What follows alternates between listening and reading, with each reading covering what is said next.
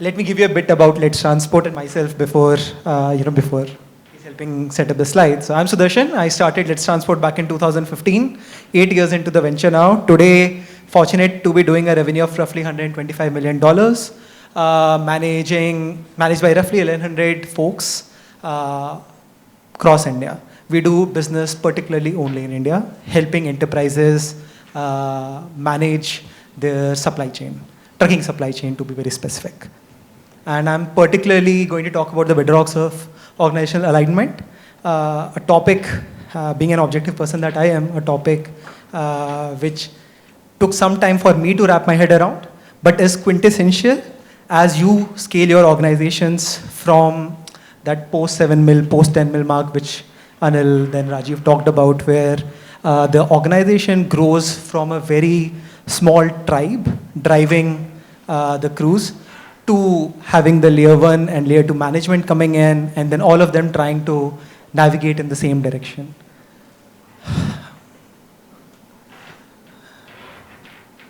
So particularly aligning an organization means aligning strategy, aligning culture, and aligning execution. We all know what strategy, culture, and execution is, but quick recap: strategy, having an integrated and cohesive set of steps in order to achieve any particular goal.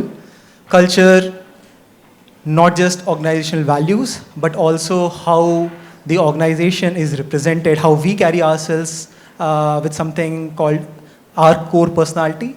What is an organization's core personality is typically what culture is. What is execution? Well, that's where rubber hits the road. That's what all of us do, keep doing every now and then. Particularly, it is where ideas, plans, strategies turn into actions. However, I'm not going to talk about all of this because all of this is going to bore you to death. I'm going to keep it very simple. And I'm going to focus on the key word over here, that is alignment, right? Aligning strategy, aligning culture, and aligning execution. What is most important in all of this is aligning, right? Any strategy, any culture, any execution, if not aligned, goes haywire. And I'm going to sing you a lullaby, but the intent is not for you to sleep over here. I'm going to shed some light on why does alignment become so important as an organization scales post $10 million or $30 million or $50 million and so on in revenues. Because that's a scale that we associate with the amount of complexity of folks who start joining the company as some of the fundamental building blocks of customer value start getting built. There's growth in the organization in terms of people, in terms of the goal that the company is going after, which leads to some Chinese whisper creeping in. But the momentum at this stage, this is the 1 to 10 stage, typically the momentum is still continued. It is still driven by the entrepreneur himself. Well, this happens because, as Rajiv touched upon beautifully a moment back, when organizations are scaling past the 7-10 mil, they are hiring a lot of people. These people are not newbies. More often than not, they are functional leaders who are stepping in from mature organizations where they have witnessed some other culture and they are now becoming part of another organization.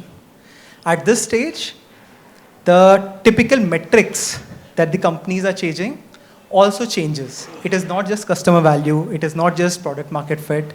People start focusing a lot on sustainability. They start talking a lot about operating cost, about cost of acquiring customers, right? While some of this is very relevant from the initial stages, but the impetus on some of these just grows as organizations go past $10 million stage, right? Typically in their scaling stage. And there's also slowdown in the core revenue. And some of you again might say that, hey, I have clarity, right? And I would go back and say that, do you mean to say you have clarity? Or do you mean to say that your team has clarity? Right? If you were to pick some of your direct reportees or the direct reportees of some of your direct reportees and ask them what is the vision, mission, long-term, short-term goal of the organization, would they be able to articulate it? Would they be able to even go in that direction. If you were to ask them, hey, what are the values that we really want to live by, would all of them give a synonymous answer? And you will find more often than not, it becomes very difficult, right? Clarity cannot exist without communication. And as organizations grow past, communication also goes for a toss.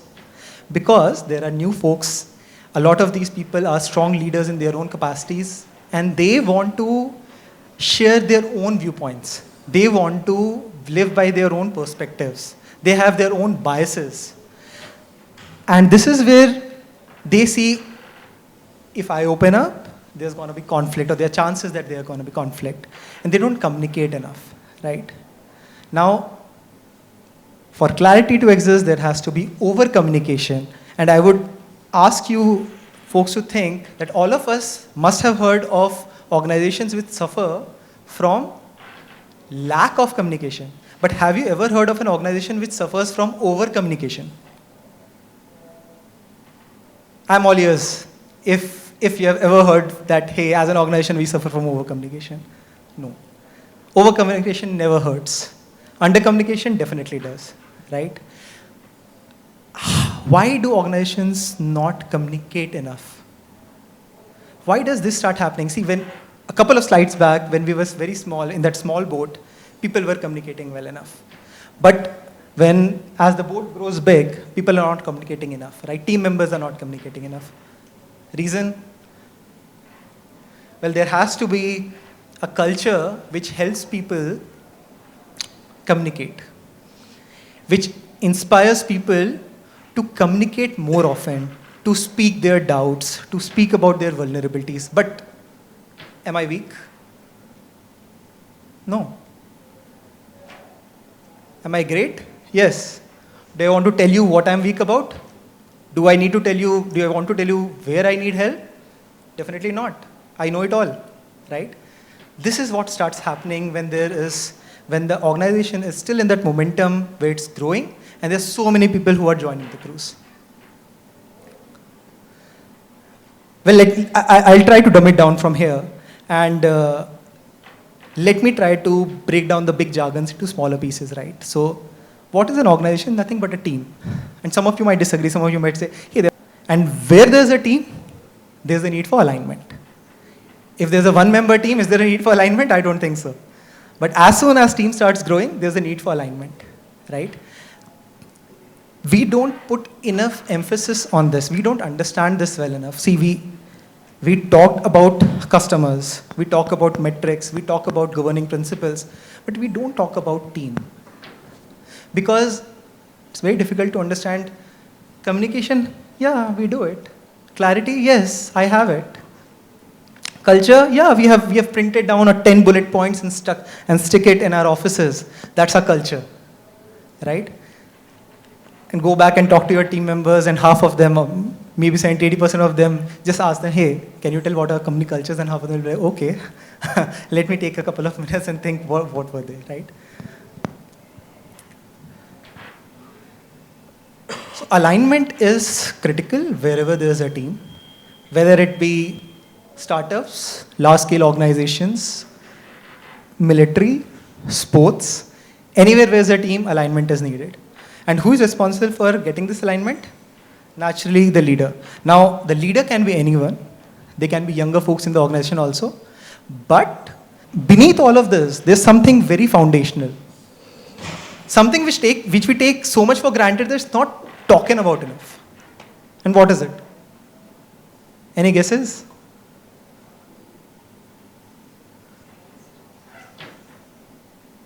That's trust, right? Now, move forward when you're scaling very fast, when all that matters is recurring revenues and costs, and how can we grow 10x, how can we raise up, multiply our valuations, get IPO ready. And in that whole journey, we are maybe even at times acquiring newer companies. We are hiring definitely senior people. But once these people are coming on board, are we building trust? know about them well enough? Have you ever been skeptical about any of the newer members taking decisions versus thinking of a decision which was being taken by maybe your co-founder or early teammate? What essentially is lacking is trust. With that, let me take you down the rabbit hole of how the foundational layer of trust actually builds into problems of misalignment within an organization, right? When you don't trust your teammates, you don't expose your weaknesses to them. You don't ask them for help. Neither do you give them help, because naturally, if you are not being vulnerable, they are not reciprocating, right? They are also holding themselves back. And this is where you see a lot of department silos existing within organizations. Sales is doing sales, and then HR is doing HR, and finance is doing finance, and maybe just accounting. People are not naturally helping each other out. In an organization where people don't trust each other, when people don't have these healthy conflicts, they hold on to their thoughts. They don't express it. And when they don't express it, they don't want to commit to something because they feel as if they were not heard. And if I was not heard, I might just be, okay, I was present, but I am very passive. I will not move forward with it. You know what is the best form of accountability? Not accountability which comes from a manager to a manager. Accountability which comes from a peer to a peer. We don't want to be perceived as someone who is below par in front of our peers. None of us want to do that. When we are not committed, we don't want to be accountable. And when we are not accountable, we don't want to hold others accountable. Because if we hold others accountable, they might as well hold us accountable. And naturally, in such organizations, people don't talk about results. You will see that people talk about efforts, they will talk about inputs, they will say, hey, we did this, we did that, but they will not say, we achieved this, we achieved XYZ.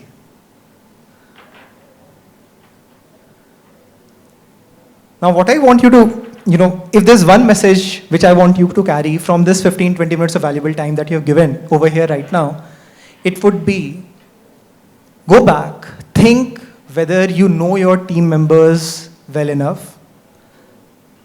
And if not, if the answer is not, then start building trust. Start building trust to the degree where what I like to call as vulnerability-based trust. Go back and talk about something with, I'm not talking about a town hall, I'm talking about smaller groups where you can share openly, you can get to know your team members. You want to talk to them about what was one time when you made a mistake, when you asked for help, where you were vulnerable. Be human. Lead by example, be human. Tell your team members and let them open themselves up.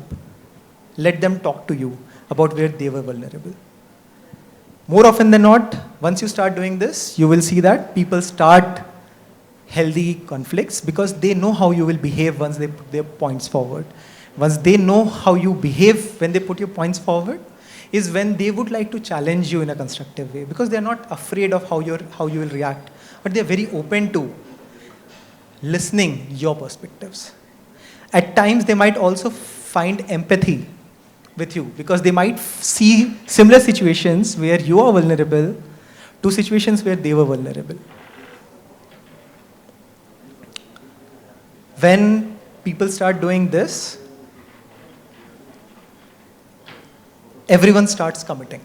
And there's another very important principle that I would like to share over here. It's the hippo effect. Has anyone heard of hippo effect by any chance? Highest paid person's opinion effect, right?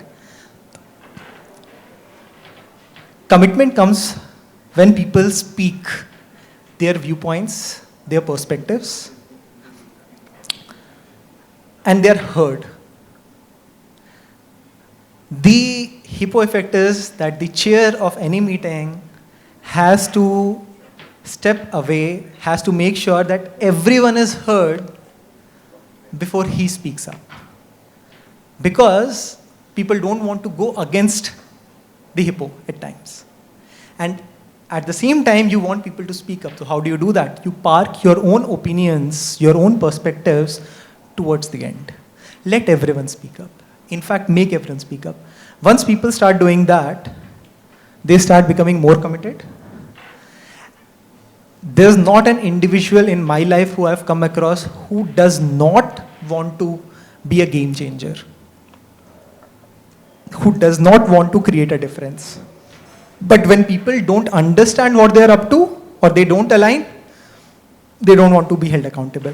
However, when people commit, when they come to closure, and everyone will not say yes, but if everyone is heard, and if the collective comes out with an understanding, more often than not, they go back and hold themselves accountable to higher degree of standards.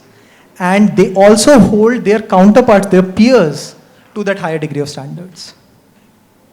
This is where they will also extend helping hand to their counterparts because they don't want themselves to fail, neither do they want their compatriots to fail. And as this starts happening, we all start listening to, in fact, is pretty much something which is practically, which can be thought of and which the team can gear towards once they are past that $10 million stage, in their scaling stage. I strongly believe that I witnessed in my own organization that you align once and you communicate the same thing again and again. If with every communication, your North Star is changing, then it's not a problem of communication, that more often than not it's a problem of what the management is gearing towards. Yeah, but thanks a lot. This is like beautiful 15 minutes, well spent. I was thinking I'm sitting in meeting after meeting, right? It's just another day. But that's not what it is. I think whenever I hear about other things, it's a lot more emotional in a culture sense. But yeah, I think you stressed on a point, which is maybe something called as new people hiring new people, right? Because when you progress as an organization over, I think, number of employees, so that happens. The question is, you mentioned the solution is over communication. I totally agree on it. I mean, you said clarity. Clarity is what? I mean, you have to communicate and that gives clarity, correct? Think about how well do I know my co-founder or the initial 5 hires, their family story, their background, what were their struggles, versus a sales head who I hired last year. He's doing a pretty tough job. And if I don't know what his struggles have been in his life, it will be very difficult for me to understand him. And same goes vice versa, right? He has to understand me. Once we start building vulnerability-based trust, is when if he's not clear about something, if he's orthogonal to a direction that the organization is taking, he at least can open up and come and communicate and discuss, right? So it's not just top to bottom that communication has to go. It is where giving clarity is okay, but you design your organization to seek clarity also. Once they trust you and they don't fear to put their own perspectives, they come seeking clarity, is when you know that, hey, you are at an optimum balance of communication. How, I'll tell you, right? If my sales head comes and tells me, hey, we are going after, we are expanding to Dubai, we should not do that.